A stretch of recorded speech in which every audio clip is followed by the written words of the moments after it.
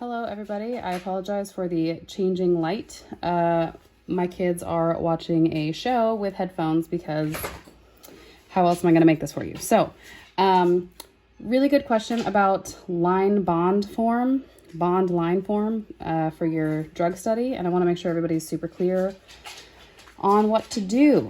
So, okay, so if I just Googled what is the, structure of Tylenol, I would come up with this picture. Okay, this is what Google would give me, which is what I suggest you do for your drug, whatever your drug is, Xanax, whatever. Just Google structure of Xanax, boom, look for images, and you'll get something that looks like this. But then you actually have to understand what the heck this means, okay? So what I suggest you do is just like print out a page of it from the internet, okay? And all of these kind of vertexes, right? All of these points are carbons. So when we shorthand stuff in chemistry, because we use so many carbons, we don't want to draw out every single carbon. So we just draw it as a point. So kind of first step, going through all this, what I would do is go through and every time I see a little point there, I would draw a carbon. So, okay, all of these guys are carbons here. This is a carbon. And then this guy out here that ends like off into the distance, that's also a carbon. Okay. So then I would take this and I would redraw it if you needed to, right? If you can see it just the way it is, that's cool. But honestly, it would make sense to redraw it, especially with this NH and OH. So a lot of times they'll just say like, this carbon is bonded to an OH group. This carbon is bonded to an NH, which is bonded to a carbon. So you might want to actually draw these out. I suggest you do.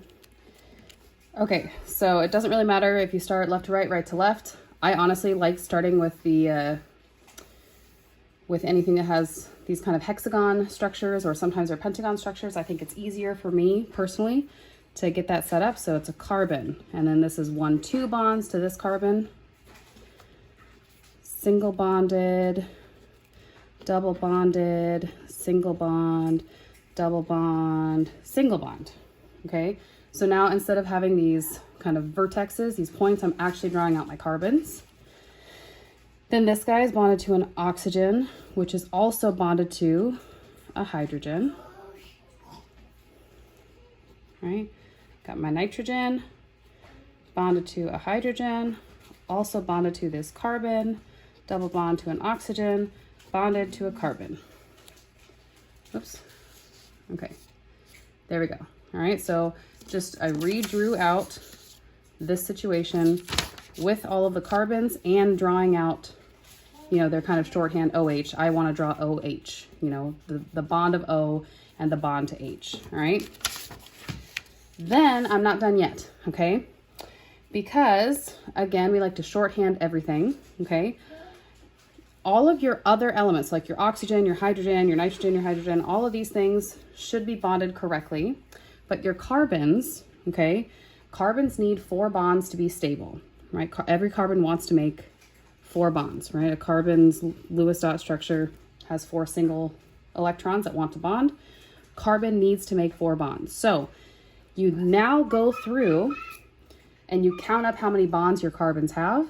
And if they have 4, then they're good and stable. And if they don't have 4, then the remaining kind of missing piece is a hydrogen.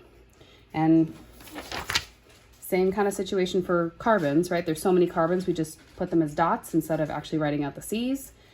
There's so many hydrogens in these things, we just don't even show them because we know that hydrogens are just going to kind of fill in the empty space to make sure that all of your carbons have 4 bonds, okay? So I would just, hydrogen's good, oxygen's good. This carbon has 1, 2, 3, 4 bonds. So this carbon is stable.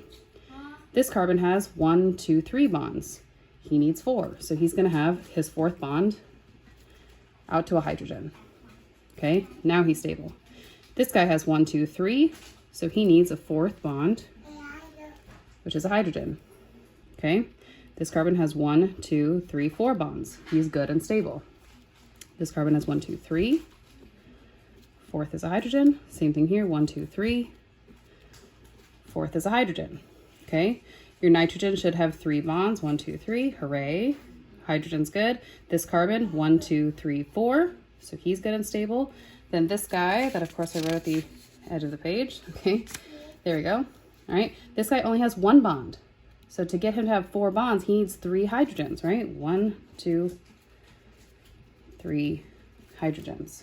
Okay, so now your structure is good. You have all of the elements you need, but you're missing your lone pairs.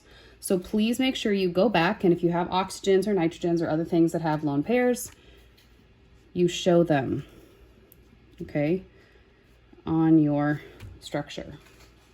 All right.